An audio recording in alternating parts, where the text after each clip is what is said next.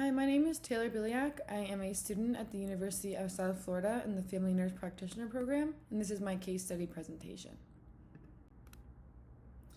E.T. is a 28-year-old female who presents to the clinic with worsening right-sided flank pain that started abruptly 2 days ago. Patient also endorses fever and hematuria that started shortly after the flank pain. She also has noticed frequent urination and describes a burning sensation when urinating. She states fevers have been up to 103, and she's been taking Tylenol 500 milligrams every 6 hours to help. She is taking ibuprofen 400 milligrams every 6 hours for flank pain with little relief. She describes the flank pain as a constant dull 8 out of 10. Patient's past medical history includes frequent UTIs. Her last one was 6 months ago. She is sexually active. Her last sexual encounter was 4 days ago, and she has an IUD in place and does not get regular periods. Patient denies any recent travel, trauma, or strenuous physical activity, denies history of kidney stones or diabetes, denies changes in appetite or weight loss. Patient denies any surgical history and any prior pregnancies. Her vital signs are as follows: temperature 102.3 Fahrenheit, heart rate 98, respiration 16, O2 98%, and BP 111/72. She also denies any allergies. Differential diagnosis for this patient includes ectopic pregnancy, as she's a female of childbearing age who is sexually active. With an ectopic pregnancy, patients may have early signs and symptoms of pregnancy, but could also have light vaginal bleeding and pelvic pain. A pregnancy HCG test can be performed to rule out this diagnosis. In appendicitis, pain may begin in the umbilicus area, lasting several hours. Nausea and vomiting may occur, and then the pain typically spreads to the right lower quadrant of the abdomen. Fever, malaise, and urinary symptoms can also occur in some individuals. Appendicitis is most commonly diagnosed in people 10 to 30 years old. Blood tests are done, and a CT can show if the appendix is swollen. The provider can also palpate the abdomen for McBurney's point and Rothschild sign, as well as check for psoas sign and obturator sign if suspicious for appendicitis. Acute pyelonephritis can cause flank pain or back pain, abdominal pain, fever, and chills, hematuria, dysuria, and sometimes nausea and vomiting. A urine test is the most informative for diagnosing acute pyelonephritis. Pyuria is very common in patients with pyelonephritis. A CMP can also be done to look for any alterations in creatinine and blood levels to assess kidney function. CVA tenderness is also a hallmark of kidney infection and should be assessed bilaterally. Kidney stones present as a sudden severe form of flank pain and could also include gross hematuria, nausea, vomiting, and sometimes fever. A non-con CT can rule this diagnosis in or out. Pelvic inflammatory disease can cause lower abdominal pain, pelvic pain, nausea, vomiting, malodorous urine, vaginal discharge, pain during urination, painful sex, and fever and chills. A pelvic exam can be done by the provider if indicated, and a pap test and ultrasound can also be performed to diagnose. A detailed history should be obtained from your patient prior. Based on our patient's social history and symptoms of flank pain, fever, hematuria, dysuria, and urinary frequency, we can focus our attention to acute pyelonephritis at this time. UTIs are among one of the most common patient complaints seen in clinical practice. Bacteria ascending from the bladder into the kidneys causes pyelonephritis, which can impair kidney function and cause scarring when chronic. Bacteria can reach the kidneys in two ways: hematogenous spread, or through an ascending infection from the lower urinary tract. Hematogenous spread is uncommon and usually occurs in patients who are debilitated, immunocompromised, or have urethral obstructions. Bacterial access to the kidneys would be through the bloodstream via bacteremia. Most patients will get acute pyelonephritis through an ascending infection up the bladder from contamination of the periurethral area with a pathogen from the rectum. The bacteria first attaches itself to urethral mucosal epithelial cells and moves to the bladder. Antimicrobial peptides and proteins, AMPs, play a dominant role in preventing fecal matter spreading up the GU tract. These peptides are bactericidal, rapidly acting, broad spectrum, and each peptide or protein is directed at a different bacterial target and constrain E. coli from ascending into the kidney. The expression of these AMPs, produced by the intercalated cells of the collecting ducts, is dependent on the classic insulin signaling pathway. So as the urine flows down the collecting ducts, the concentration of the AMPs increases and establishes a more effective immune barrier. E. coli is the most common cause of bacteria causing acute pyelonephritis, which is present in 70-90% of uncomplicated UTIs. But other gram-negative and gram-positive bacteria can be present, including Proteus, Klebsiella, Pseudomonas, Enterococci, and Staphylococci. E. coli is able to adhere to and colonize the urinary tract and kidney lining via P. fimbriae, which are adhesive appendages that interact with receptors on the surface of uroepithelial cells. P. fimbriae has special tools that help it stick to the walls of the urinary tract, increasing infection rate. Infections normally spread upwards when urine flows backwards, which is called vesicoureteral reflux, but E. coli can move up the urinary tract without this reflux because it has the ability to paralyze the ureters. The body eventually recognizes this invasion and activates the immune system. The mucosa of the bladder contains antibacterial properties that are able to remove bacterial organisms through mucus trapping and polymorphonuclear leukocyte response. Normal urine has a low pH, low osmolarity, high urea concentration, and high organic acid content, enabling the urine to fight off bacterial growth. Neutrophils work best at a pH of 6.5 to 7.5 and osmolality of 485 milliosmoles. If this is off, the ability to fight bacteria decreases and phagocytosis is reduced or absent. The severity of a UTI depends on the body's defenses and the virulence factors of the bacteria. The role of the urinary tract is for urine to flush out bacteria, but when bacteria stick to the bladder lining, the immune system response is activated. TLR4 receptors on bladder cells trigger an immune response by initiating the release of cytokines and chemokines, specifically interleukin 6 and 8. Interleukin 8 helps recruit neutrophils to attack this bacteria. Some individuals have genetic differences in their TLR4 or CXCR1 receptors, which increase the likelihood of infections or causes more severe. Bacteria use a structure such as fimbriae to stick to the bladder and urinary tract and flagella to swim up to the kidneys. Bacteria can then form protective layers, such as biofilms, to hide from the immune system and antibiotics, preventing effective neutrophil and macrophage action. Bacteria also produces toxins such as hemolysin that damage tissues and weaken the immune system. Lipopolysaccharides are found in the outer layers of some bacteria and trigger inflammation and severe symptoms, including septic shock, if not treated in time. Uropathic E. coli, UPEC, is a specific strain of E. coli that most commonly causes pyelonephritis. UPEC have adapted the ability to infect and thrive in the urinary tract and promote colonization in the bladder or kidney. Secreted toxins include ahemolysin, which triggers interleukin 6 and 8 production, cytotoxic necrotizing factor 1, vacuolating autotransporter cytotoxin, and toll interleukin 1 receptor domain containing protein C, which promotes inflammation by inducing MIP2 in kidney cells, which is a macrophage inflammatory protein, and inhibits netosis, which is cell death in neutrophils, and secreted autotransporter toxin, which induces vacuolation and cell detachment. Kidney tubules are composed of principal cells, PCs, and intercalated cells, ICs. During pyelonephritis, E. coli targets intercalated cells inside the collecting duct. Uropathic E. coli are identified by pattern recognition receptors like TLR4 on the surface of intercalated cells. Uropathic E. coli can access the intercalated discs by lipid rafts. Intercalated cells respond to these pathogens in the ducts by releasing AMPs and cytokines via phagocytosis. ICs facilitate pathogen clearance by disrupting the integrity of the bacterial membrane, prevent bacterial attachment, opsonize bacteria, and alter host responses. The role of principal cells in pyelonephritis is less known, but a study showed vasopressin activates these cells, causing the release of cytokines and reduced water reabsorption, increasing urine production.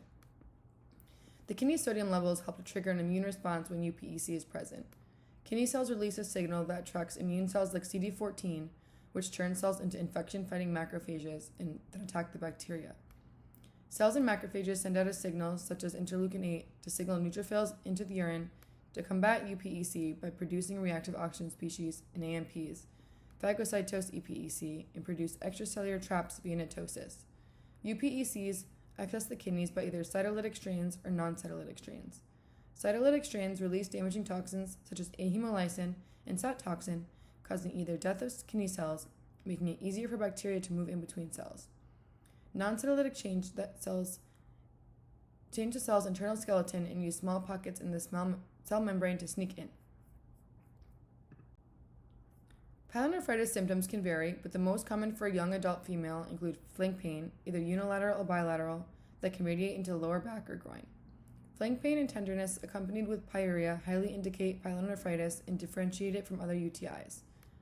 The flank pain is often described as a deep aching tenderness over the CVA, known as costovertebral angle tenderness. CVA is a hallmark sign of kidney infection. Pain is elicited by gently tapping or pressing over the area, which causes a sharp pain in the patient if kidneys are inflamed. Patients may also experience dysuria, urinary frequency, urgency, and hematuria. Dysuria and hematuria are more likely to be found in women. Urine may also appear cloudy or foul-smelling, indicative of infection and inflammation. Systemic symptoms include fever, chills, malaise, nausea, and vomiting. Fevers greater than 103 are not uncommon in pyelonephritis. Tachycardia and hypotension are also potential manifestations of this disease process and can be concern for sepsis. Across the lifespan, the disease can develop the same but has different manifestations in different generations. In newborns, fever may or may not be present, and the neonate may present with nonspecific symptoms such as jaundice, hypothermia, poor feeding, vomiting, and failure to thrive. Children aged 2 months to 2 years often present with a fever, poor feeding, vomiting, and diarrhea. Urine may also be malodorous, and some hematuria may be present. Children older than 2 may complain of abdominal or flank pain. Vomiting, diarrhea, as well as anorexia may be present. Urine is malodorous, and hematuria may be present. In some children prone to kidney infections, the CXCR1 receptor doesn't work well, making it harder for the body to fight infections. Acute pyelonephritis mostly affects younger adults, sexually active females in particular, due to having a shorter urethra than men. Classic manifestations for this age group were mentioned in the previous slide. Vesico-ureal reflux, a condition where the urine flows backwards from the bladder into the ureters and into the kidneys, is found a significant amount in young females with UTIs. Many older individuals do not present with the same symptoms as those who are younger, such as having high fever, dysuria, abdominal and flank pain. In a study of individuals presenting to the emergency department who were diagnosed with pyelonephritis, a third of elderly patients with acute pyelonephritis had no fever, and in 20% of elderly patients, their symptoms presented as GI or pulmonary. In patients with indwelling catheters, leukocytosis and fever are poor diagnoses for diagnosing acute pyelonephritis, especially when infections are caused by gram-positive cocci or candida. Elderly individuals are at increased risk for pyelonephritis due to poor immunity, higher colonization rates with gram-negative, and in some cases, poor personal hygiene. Other causes for increased incidence include multiple comorbidities, benign hypertrophy in males, and atrophic vaginitis in females, as well as post-void residual urine in older people.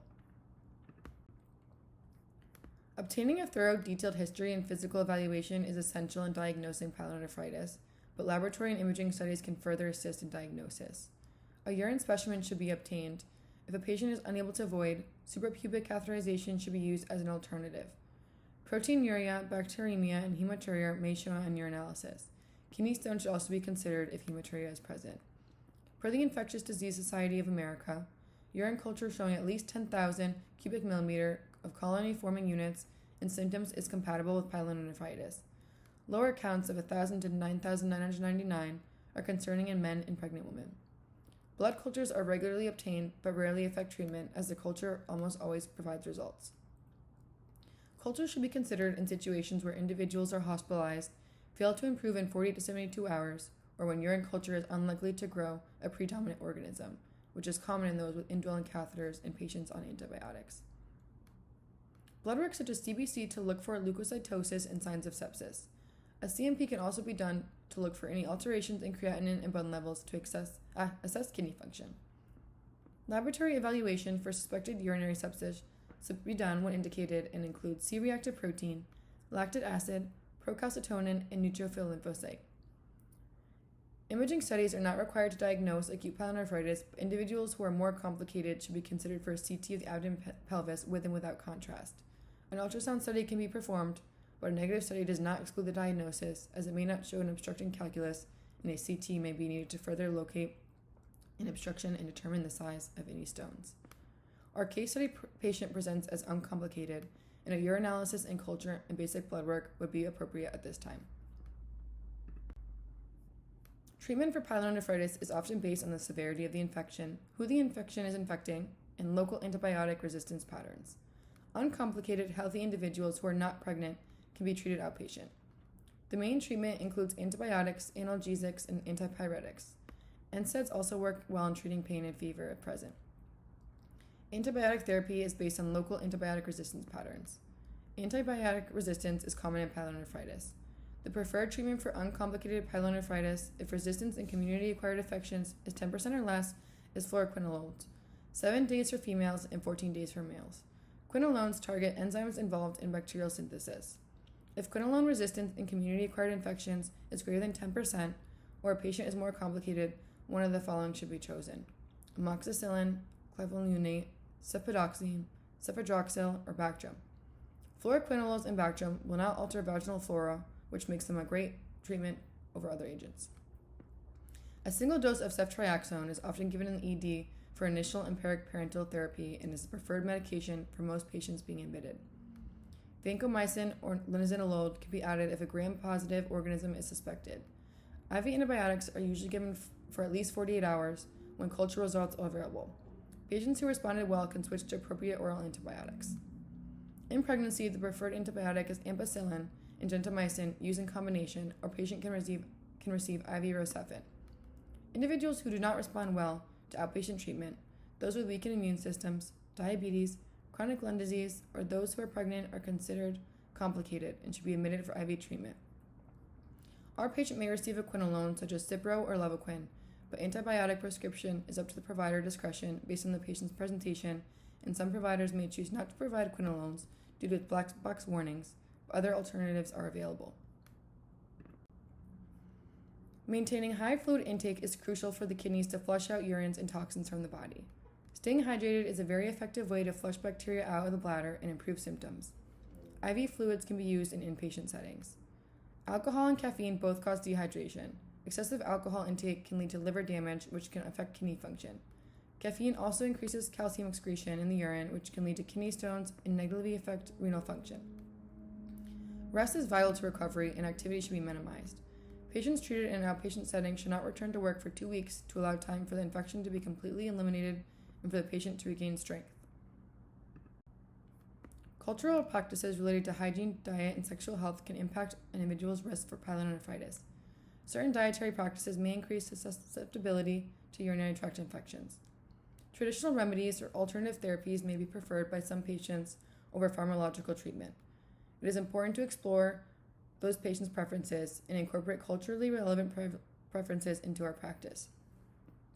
A study was performed that conducted interviews with individuals of different race and ethnic differences and health beliefs regarding lower urinary tract infections.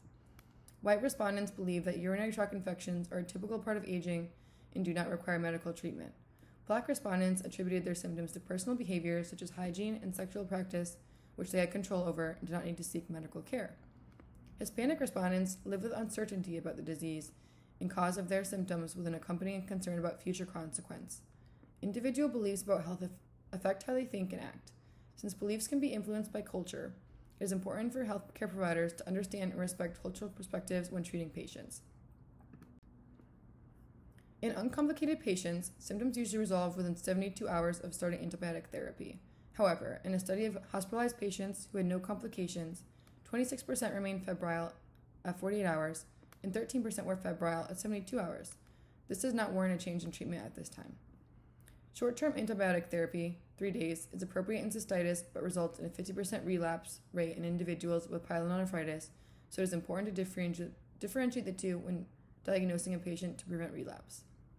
Pregnant women can be treated successfully with antibiotics, 2 to 24-hour inpatient observation, and followed up by outpatient. The two most common causes of initial treatment failure are nephrolithiasis and resistant organisms. Blood count, urinalysis, blood and urine cultures are obtained to see if infection is persisting and antibiotic resistance is present. Increased mortality is associated with older age, 65 and older, diabetes, renal failure, sepsis, long-term indwelling catheters, bedridden, and male gender. With early recognition of disease and prompt recognition and appropriate treatment, even individuals with severe pyelonephritis generally have a good outcome. Considering our patient is a young, healthy, uncomplicated female, her symptoms should resolve without issue after receiving antibiotics. For healthy, premenopausal young sexually active females, it is important to educate them on the importance of avoiding before and immediately after intercourse. Drinking more water and fluids helps to avoid dehydration and flushes out the bladder of urine and toxins and improves kidney function. Wiping from front to back after urinating prevents the spread of E. coli from the rectum to the vaginal canal. It is also important to make sure they are not folding or reusing the toilet paper. Studies have also focused on cranberry juice, probiotics, D-mannose, methenamine, vitamin C, and low-dose prophylactic antibiotics to prevent UTIs. It is also important to educate the patient on medication compliance and taking the entire course of antibiotics as directed to prevent reoccurrence. And attached here are my references. Thank you guys so much.